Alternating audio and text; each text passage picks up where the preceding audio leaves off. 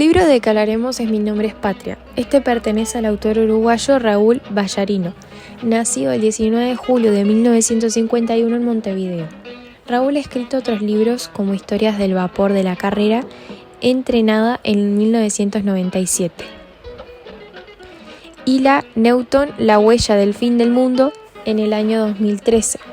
La novela Mi nombre es Patria se estrenó en el año 2008 por la editorial Fin del Siglo. La obra relata la historia de África de las Heras.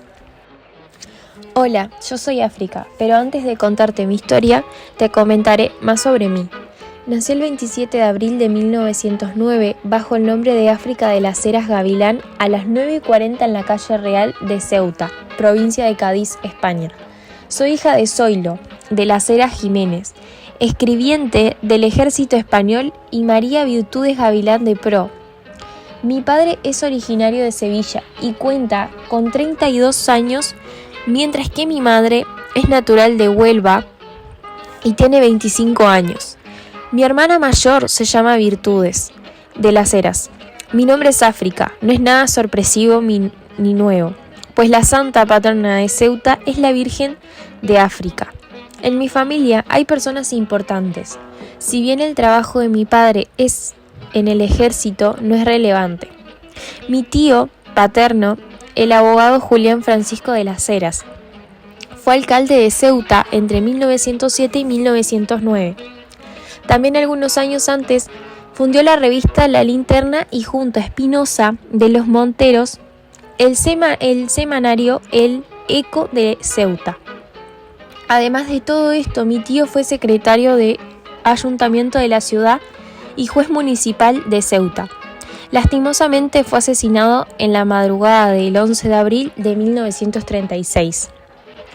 Me eduqué en varios colegios. Estuve en el Colegio del Sagrado Corazón de Jesús hasta el año 1923, mismo año que el capitán Miguel Primo de Rivera, en complicidad con el rey Alfonso XIII, se alzó contra el orden constitucional mediante un golpe de Estado. Luego continuaría mis estudios en Melilla. Poco después, en el año 33, mi padre falleció. Ahora sí podemos adentrarnos a mi historia. En la calurosa tarde de julio del año 1930, comencé a acercarme a lo que sería mi primera misión, lo que haría que cumpliera lo que más quería, involucrarme en la heroica lucha contra la dictadura. Me acerqué a un hombre alto, de cabello renegrido y con buen aspecto. Procedí a entregarle un pasaporte falso para que él pudiera salir del país. En 1934 ayudé ocasionalmente en el levantamiento de los mineros de Asturias. Mi papel era más que nada repartir armas, comidas y de vez en cuando ayudar a los heridos. Para muchos puedo sonar soberbia, pero ayudé a muchos asturianos a escapar de las autoridades. Pero algo que me podría haber jugado en contra fue que aún no utilizaba mi nombre real. Antes del año 1936 me afilié a las Juventudes Comunistas de Cataluña. Después, durante un tiempo, estuve como interrogadora de una de las checas de Barcelona. Un tiempo después, un amigo mío, quien también era un espía soviético, me recomendó a Trotsky como secretaria. Finalmente, Lev Trotsky me contrató. Inicialmente fui solo por 3 meses, pero mi buen trabajo hizo que me quedara de forma indefinida. Comencé trabajando en la primera finca, la Casa Azul, que era propiedad de Frida Kahlo y su esposo Diego Rivera. Una mañana, mientras estaba en la calle de Coyoacán, uno de mis contactos se acercó a mí para darme la noticia de que debía irme a casa porque el general Alexander Orlov, quien era jefe de los servicios soviéticos en España, había sido enviado a Estados Unidos de América, lo que significaba que en cualquier momento este hombre me delataría, por lo que esa misma tarde me fui de Coyoacán. Tiempo después de que me fuera de México, el 20 de agosto de 1940, asesinaron a Trotsky. Fue Ramón Mercader quien fue mandado por el general Leonid Eiton y Pavel Sudoplato. Regresé a España, donde trabajé como combatiente. Luego acompañé la retirada tras la caída del Frente de Cataluña en enero de 1939, para después cruzar la frontera francesa junto a muchos compañeros. Aquí realmente estuve poco tiempo y a mediados de julio de 1939 me embarqué en el buque Mexique que iba rumbo a México. Fui ubicado en Francia cuando los nazis ya estaban en el poder. Allí mi papel fue cumplir mis misiones de organización, información y comunicaciones. En ese momento desde Moscú llegaron 3 personas quienes serían compañeros míos. Entre ellos se encontraba una italiana que hacía llamar Nina. Con ellos nos infiltramos como limpiadoras en la sede de la Gestapo en París, gracias a otra infiltrada quien nos colocó. Yo mantenía comunicación con compañeros españoles que apoyaban a la resistencia francesa y nosotros le pasábamos información importante. Pero un día los nazis nos intercaptaron algunos mensajes, por lo que dejamos de comunicarnos por unos días para desconectarlos. Mi compañera de espionaje, Nina, logró enamorar a un soldado alemán que estaba encargado de vigilarnos. Con este contacto, ella logró hacer que le cuente dónde guardaba los documentos con las personas vigiladas o buscadas por los nazis. Un día, sigilosamente, pude colarme en el despacho donde guardaba ciertos documentos importantes. Con un jabón hice el molde de las llaves. Otro día Nina entretuvo al guardia, lo que me hizo que me dé tiempo para robarme los documentos, donde había más de 200 personas denunciadas. Finalmente, los nazis descubrieron que faltaban los documentos. Cuando la Segunda Guerra Mundial comenzó, la URSS estaba desprovista de personal de inteligencia y de gente dispuesta a combatir en la retaguardia alemana para sabotear y crear confusión entre las fuerzas nazis. En la parte de atrás nos encontrábamos los nuevos incorporados al centro de instrucción de la Brigada de Designación Especial.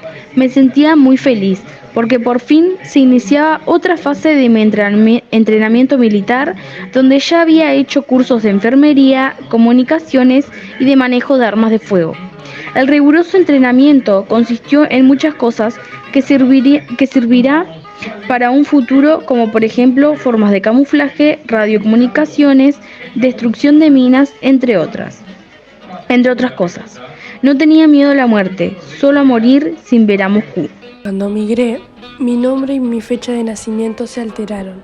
Ya no era África, ahora soy María Luisa de las Heras. Y mi fecha de nacimiento ahora es el 10 de abril de 1910. Me identificaba como modelista. El documento con el que viajé me fue otorgado en Francia el 3 de junio de 1948. Tenía la residencia permanente en Uruguay autorizada. Número 6584-48 del 16 de noviembre de 1948. Expedida el día 24 del mismo mes y año, por el cónsul uruguayo en París. Luego de que la aduana me inspeccionó, sentí plena satisfacción al estar en América. Vi a mi querido Felisberto y lo abracé fuertemente por un largo rato. Antes de tomar la decisión de divorciarme de mi esposo, informé a mis contactos en Moscú. Finalmente, en los primeros meses de 1951, me separé definitivamente.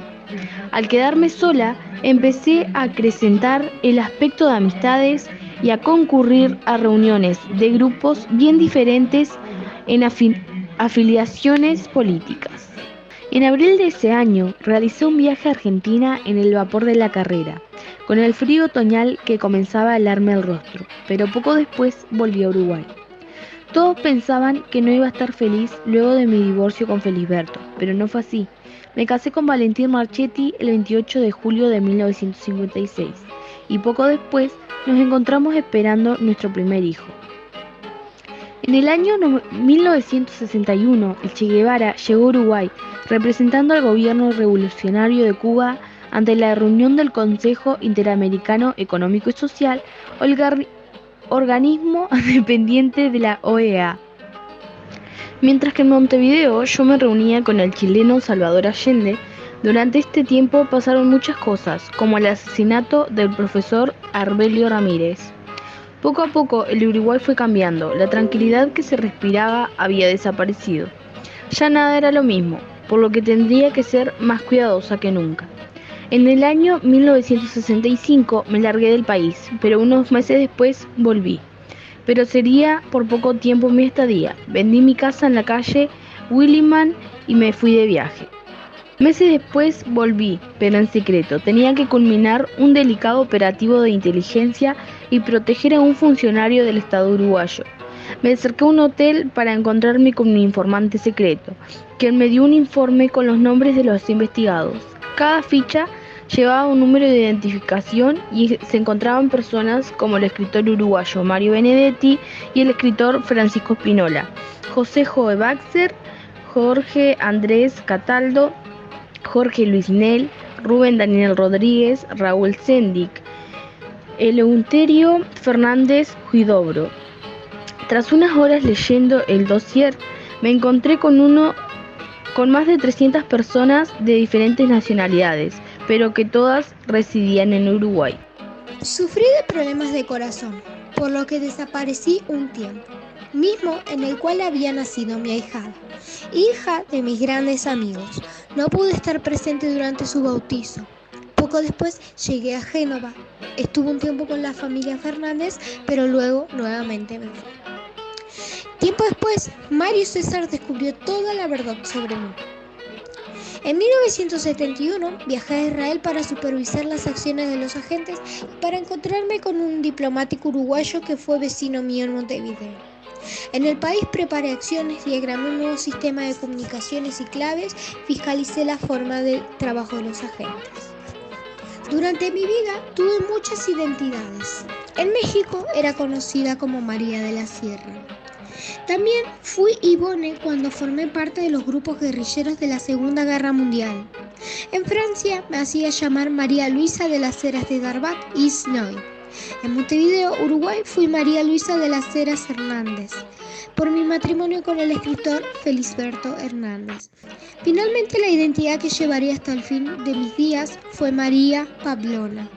Mi nombre clave era Patria. Fue tan representativa para mí que está escrita en mi lápida. Estoy muy orgullosa de decir que fui una mujer muy importante, condecorada en 8 ocasiones.